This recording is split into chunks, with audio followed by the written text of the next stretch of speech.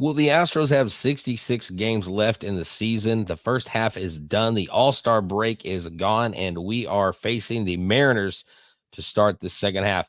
Mike Stanton and I are going to talk about all that the Astros need to do to get back to the playoffs and possibly a World Series. And are there trade targets that the Astros can actually go after and make their team better? Let's go. I'm looking to the bullpen to bring my lefty in. Keep the lead and make your team look pedestrian.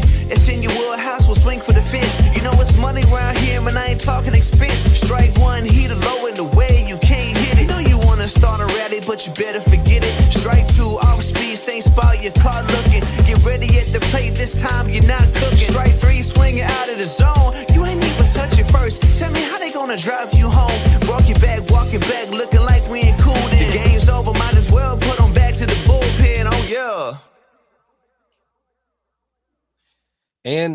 And just like that, we are back, Mike. It has been a week of, some people would say, like, not really a lot going on. You know, the Astros only had one guy go to the All-Star game. Yordan Alvarez. We had Orbit throw the reverse card at the Rangers crowd. I don't know if you saw that. I did see that. That was genius. I mean, nobody does it better than Orbit. But, man, we're back, man. 66 games. And, I mean, we are beyond the halfway point. Mike, tell everybody where they can find you. There's only one place. You can find me on X, formerly known as Twitter, at Mike Stanton29. Yes, sir. And, thank you for tuning in. This is Back to the Bullpen. We're sponsored by State of the Art Barbershop. And that cool promo code you got there, you can get one of those shirts that Mike has right now, Back to the Bullpen. It is a comfortable shirt. You can wear it golfing. You can wear it in the cages. You can wear it on a date, go to the movies in it. I mean, whatever you want, I'm telling you, it's a versatile t-shirt. And so, you know what, look, check us out. Subscribe to our YouTube channel. Thank you for getting us to over 500 subscribers. Check us out on Instagram. Anywhere you get your social media platforms, you can check me out at H-Town Wellhouse. Man, let's get into this because, Mike, just a month ago, we started this show on opening day. Well, we announced it on opening day. And I don't know that I anticipated the rough waters that were ahead of the team. For sure, yes. And, how far we have come. I will tell you this, that on Locked On, we actually interviewed Sean Dubin, and Sean Dubin said, look, the guys in the clubhouse know what we're made of. We know what our goal is. And the panic button, that was for everybody else. We were just trying to stay the course. And that really goes with what you said. These guys aren't sitting here worrying, biting their nails, freaking out about it. They're just got to come out and play baseball and win the next game. How cool, or how key is it for the Astros to be only one game out and they play the opponent that they're sitting behind in the division to start the second half? It's a big series, but it's not a make or break series. I mean, there's still, like you said, there's still 66 games left where they haven't played 100 games yet. So it's fun for us to talk about, but they're right where they want to be. Well, maybe not quite. They would like to be one game up, then one game back, but they're right in the hunt. And that's really where they wanted to be coming out of spring training. Now, was it a bumpy road getting here? Oh my gosh, the bumpiest of roads. But bottom line is they've done what they needed to do. They've got back over 500 first. And now, they are right nipping on the heels of the Seattle Mariners. So it's going to be a fun series. It's going to be a good series. The Astros have played very well in Seattle in the past. So I think the Astros are poised to possibly, listen, the Astros win the series, they're tied. Right. So, I mean, to come out of Seattle winning, being in first place by themselves, I don't want to say it's a long shot, but I mean, there's just not all that many sweeps in Major League Baseball. It's usually a split in some way. Somebody wins two, somebody wins one. So we'll just have to wait and see how it works out. But the Astros are poised; they are right where they want to be. Now, is it time to back off, to rest on their laurels? Of course not. And they know that. They're going to keep pushing, hopefully keep playing the good quality baseball we've been seeing them play over the last but we'll call it a month, 4 weeks. That's the crazy thing I think that of this whole situation is I think we figured that they had the talent as long as they could, stay healthy, but they had the talent to get back in the race. The question was going to be how long was it going to take? Was it going to take, a month and a half? Was it going to take 2 months? Can you do it by September? They did it in 3 weeks. I mean, pretty incredible to see the run that they've been on. But I'll still stick to my gun by saying I don't think this team is playing over their skis. I think they're finally playing up to their capability. And, that's what this run has been all about. I think they're, 17-4, 17-5 or something like that in the last 3 weeks. So just playing outstanding baseball. Exactly. And, Sean Dubin actually chronicled that. And because I asked him, is it safe to say that you guys, even to this point, still haven't played your best baseball? He said, absolutely. He said, we can still play better. He goes, with the litany of injuries, and, waiting on Tuck to come back and all these guys. And like you said, like there are teams that are outperforming where everybody thought they would be. Yeah. Okay, at some point, water's going to find its level, right? But with this Houston Astros team, what I do like is their veteran presence. Now, you look back, hindsight's always 2020. You really wish now that they would have gone out and gotten more pitching help. Now, I don't think anybody could have foretold the future and seen all the injuries that they dealt with. Justin Verlander, there's no timetable for him. Pretty much Lance McCullers looks like he will not come back in 2024. I would be shocked if he did. Luis Garcia at times has hit, he's hit a setback. He's now starting to be quote unquote on the comeback. Sure. This pitching staff, Mike, is going to be a balancing act, because I just read in an article just recently, a friend of mine, Larry the GM, talked about the projected innings that Ronel Blanco is going to throw is about 170.1 innings this season. And you've got Astros pitchers that are throwing 30 to 40% more than they've ever thrown. Mm-hmm. So now you have a balancing act. JV's kind of on the mend. He's older. You don't know when he's coming back. They haven't really set a timetable. And so how are the Astros going to have to rely on pitchers going 5 to 6 solid innings every outing? Or is it going to have to be a mixture of the relief pitchers do it 1 week, the starters do it the next week, or are they all going to have to play their role consecutively? Because it just seems like a really tough grind this last one. Starting pitching is going to be paramount. Always is. Now you would love to have a rotation that somebody goes out there and shoves every night. They're giving you 7 innings. Well, that doesn't happen in Major League Baseball anymore. Right. And what I do like what they've done over this recent stretch, the last month or so, is I like the way that Joe Espada has handled this. And, where I'm going with this is, we play today, we win today. We'll worry about tomorrow. Now, yes, there have been times that some of your relievers have had off days, and, you've had spot starts, and you've had all these different situations, but they're trying to win every single solitary baseball game that they play. And that's what you should.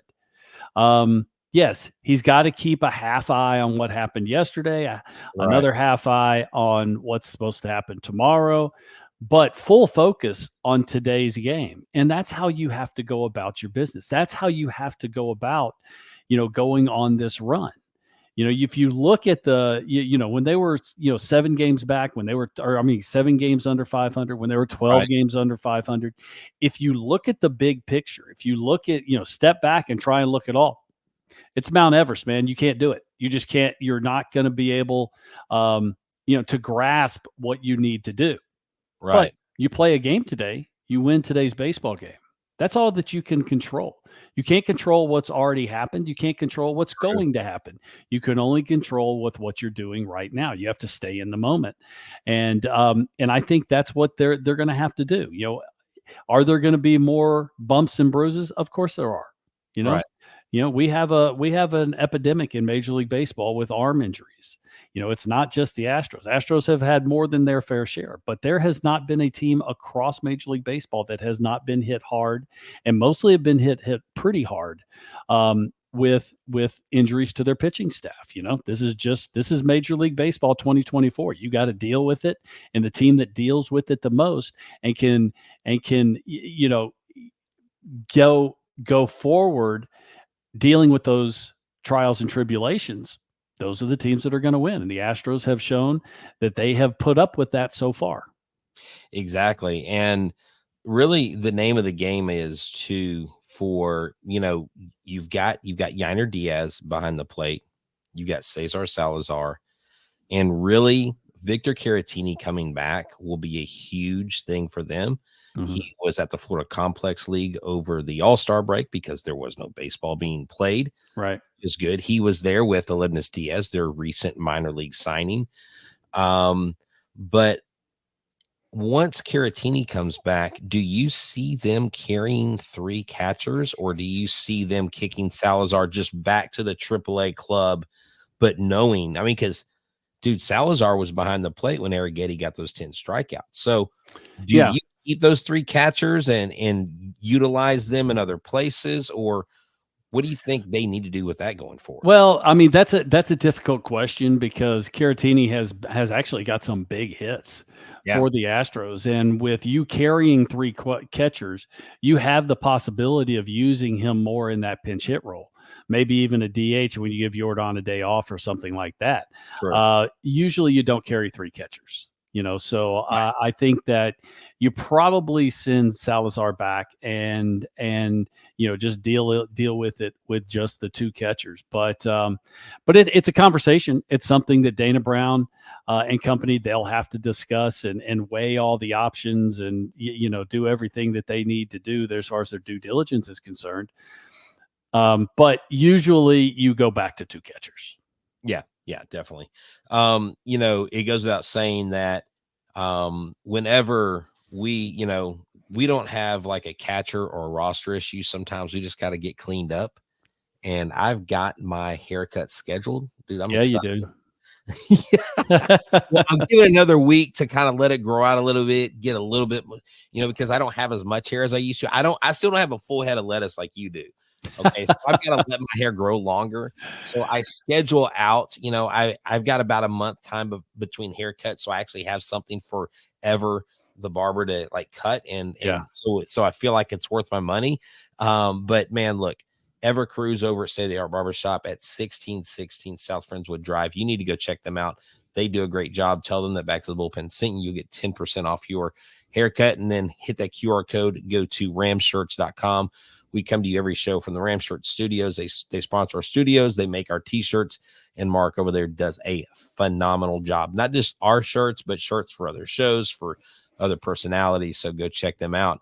Going into this second half, the question is, what will the Astros do when it comes to the trade deadline? Because Jim Crane is no stranger to making deals at the trade deadline. And Crane has even said multiple times that he's willing to go into a luxury tax type arena. Mm-hmm. And I started thinking about this as an option. Kevin Gausman for the Toronto Blue Jays. The Blue Jays, they are just in a weird situation where you look at them on paper and you're like, this team can win some games. And then you see the results. Springer he's having a really down year. The team as a whole is not doing great, but Gausman can eat up innings. The only thing with Gausman is you would have to take on some money for the next season or two to take. But with a lot of guys coming off the books, Kevin Gausman might be someone that the Astros can look at and get. What do you think about a move like that? I think the Astros absolutely have to go out and get at least one starting pitcher. I think they have to at this point. What do you think? Brett, the issue you have is, what are you going to give for him? Right. You know, the Astros are running into a situation. You just saw the draft. They picked mostly, if not almost completely, college players. Now, why did they do that? Because, and you got to remember, one of the big reasons why Dana Brown was brought on was to rebuild the minor league system. That's his deal. That's his, that's his sweet spot. Yes, he's a big league general manager and he's got to deal with the big league club. But you look back at his resume, you look at what he's done in the past. It's building minor league. It's been building minor league systems. And with the Astros, they don't really have time to, bring in a high end high school player and give him, 4 or 5 years to develop. They need players ASAP. And that's why you go to the college ranks. You get a little older player. The player should be developed more, should be closer to big league ready. So the other side of that is, yes, they have players in the minor leagues, but I haven't looked at the top 100. MLB pipeline, whatever, top 100 prospects. Right. I haven't looked at it in a while, but I don't know if the Astros got any. They're definitely not any really high prospects. But, right. Yeah, they've got. But that's what it's going to take to bring in a high-end guy like Gausman. Even if you are going to have to eat money, it's one of the incredible things about the Verlander trade. Verlander, you gave up some talent, but it wasn't your top talent, right? Well, because you were going to eat so much money. You were going to take some money back with them. So, so. Dana Brown, I'm not envious of what he has to go through to try and help this club, because it's going to be a daunting task. It's going to be difficult for them to go in, especially if you're going to go for high end, because you also have to remember this is a big time sellers market. Okay. There's just not a whole lot of teams that are going to be putting players on that trade market. And that means there's a lot of teams that are going to be looking for arms or bats or whatever, looking to bring players on. That means the prices go up, So we're going to have to wait and see, but it's going to be, I think Kevin Gausman may be a little too big of a name.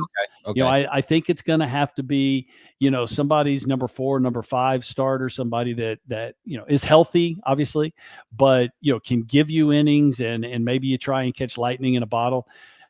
And even with that, you still may have to detract from your 26-man big league roster. Yeah, and that's the thing. And that's where I get into the territory of thinking, well, gosh, like who has value? And everyone that I think has value are guys that you're using that you would use in a playoff run. Already in the big league. Myers, you're not really, I mean, everyone's like, well, you could trade Bregman if you're not going to move on with him.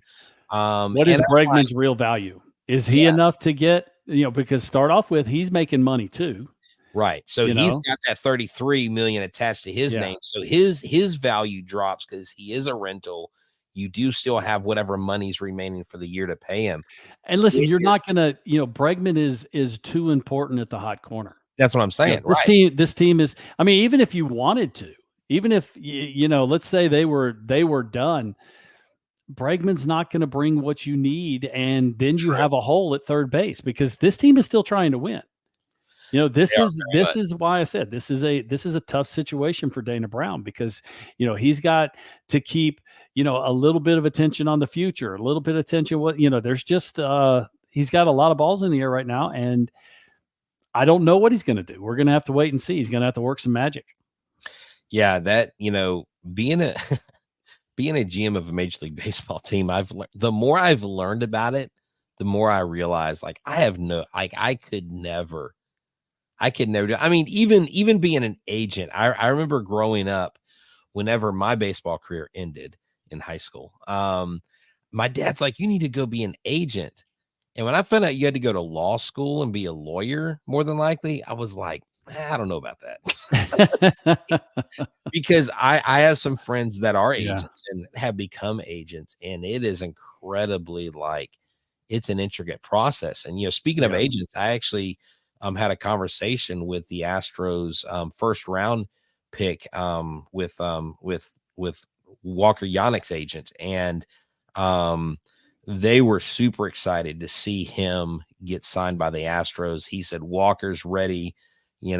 This kid, over 3 years has improved every year over the behind the plate. He's got poolside power, and he won the Buster Posey Award this last year. Catching depth is something the Astros organization doesn't have, where a majority of the guys they got were pitchers.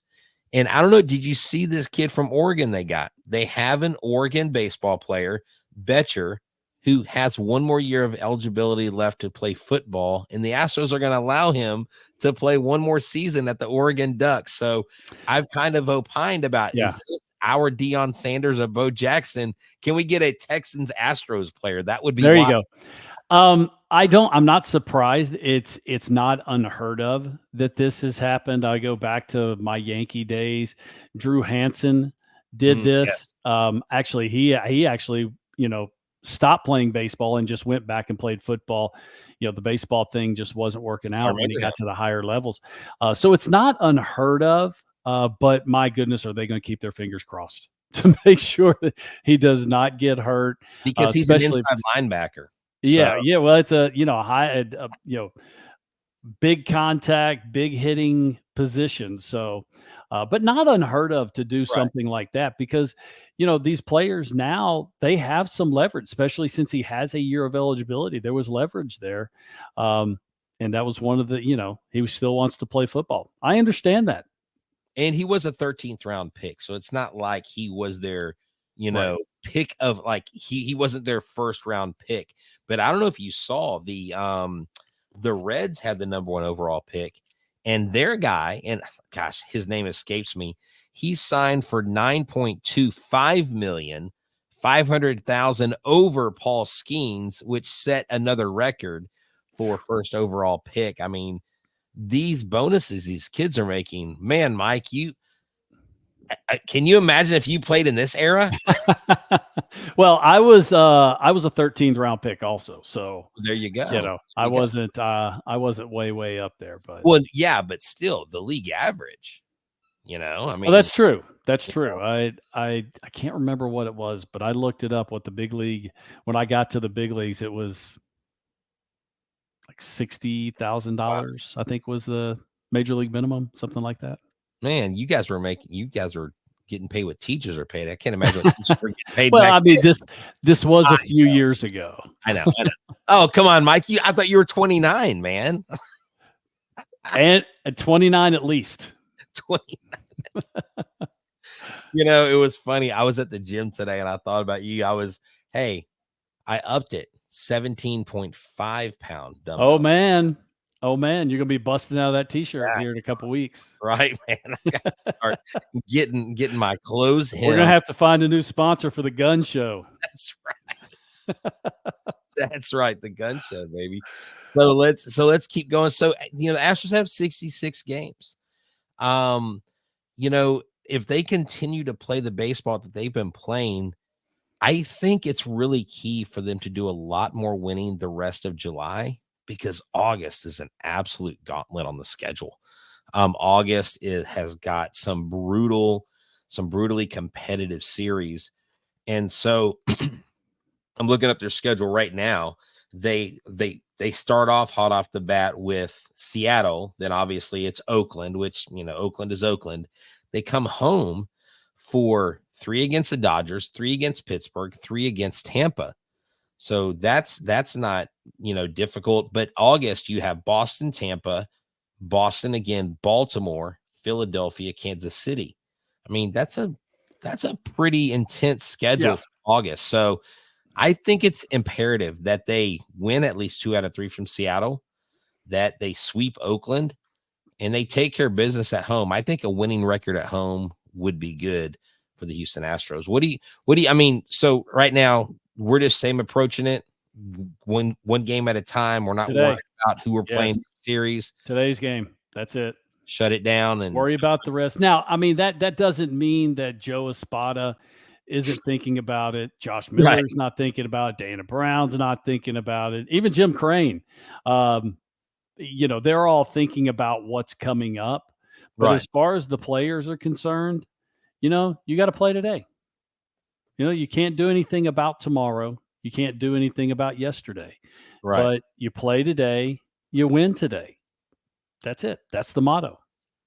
I like it. And to me, this club of any club really is built like that, because right now we are talking about playoffs. I mean, I just looked it up on Fangraphs, and the Astros actually are a few percentage points, I think, to win the division. I believe the Mariners are like 52.6, and the Astros are like 52.8. It's like really close. And then to make the playoffs, the Astros are like 5 percentage points higher than the Mariners, because of the lack of offense.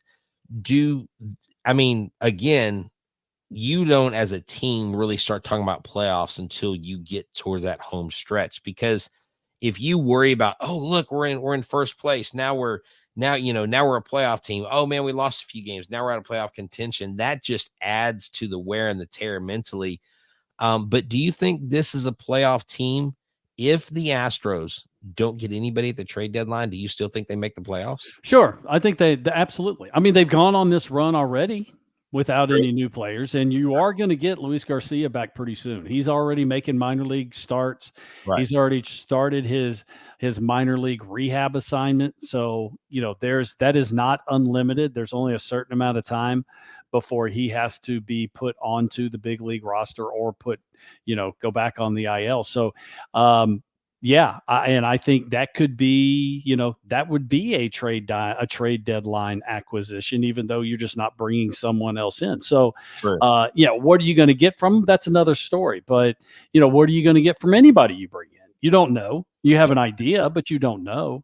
And I do think that Dana's going to be able to pull something off. I just don't think it's going to be another Justin Verlander deal. Right. I just don't.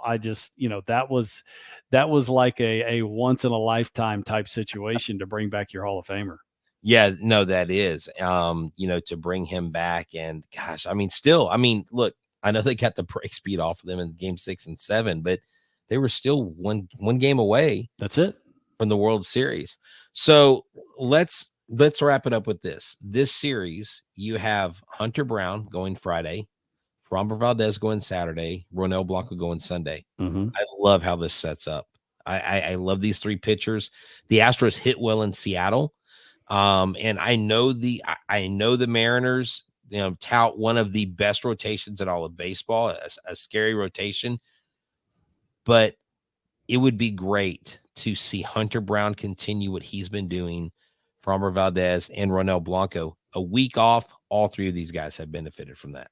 No doubt. And I like the way it's set up also. Now, this has a very good chance of being a low-scoring series because the Seattle Mariners also have a bullpen that's thrown the ball very well in the first half. So, I just don't see a whole lot of offense. Now, it's baseball. Anything can happen.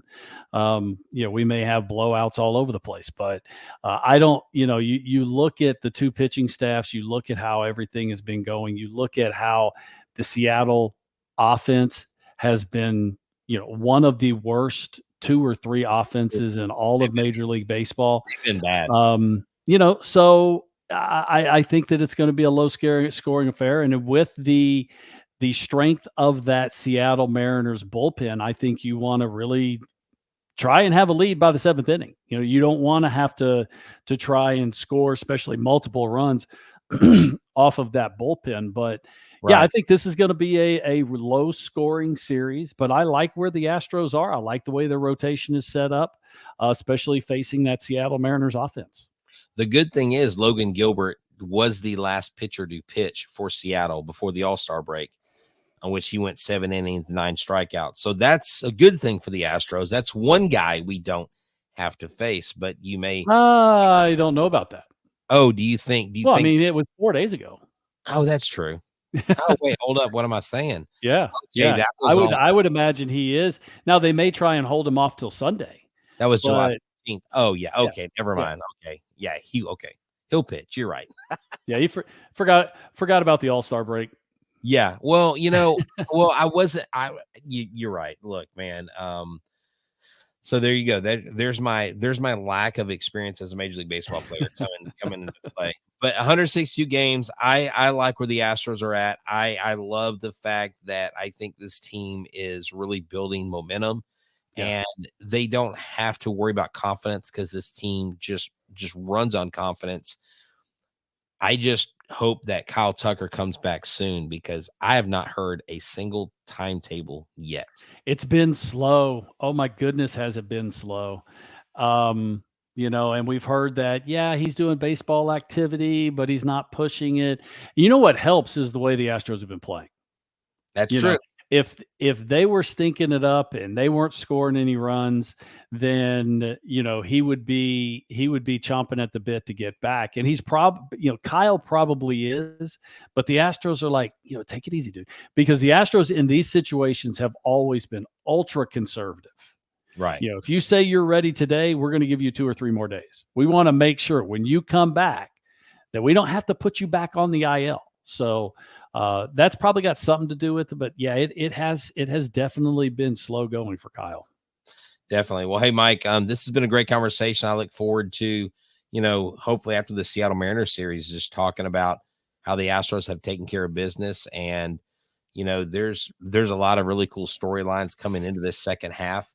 The Yankees were kind of on the downturn, and now it's like second half of the season. Soto and Judge have a lot of pressure. Garrett Cole and them have a lot of pressure on them, and there's a lot of races heating up in the East and the West, both in the American League and National League. So it's definitely going to be a fun, active 66 game stretch, and I think this year's playoffs has a chance to be really exciting. So, thank you all for tuning in to Back to the Bullpen. I am H-Town Wheelhouse, and this is our show. I'm here with Mike Stanton.